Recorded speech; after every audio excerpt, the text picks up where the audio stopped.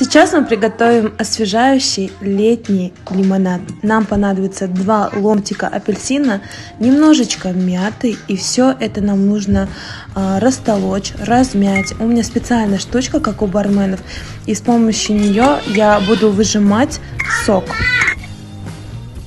Посмотрите, я прям хорошенько все размяла. У меня прям выделился хорошо сок от мяты и от апельсина.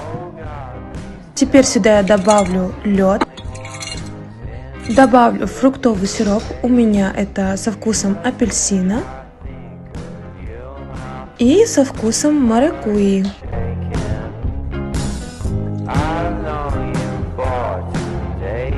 Последняя деталь, это все мы будем заливать водой сарыагаш.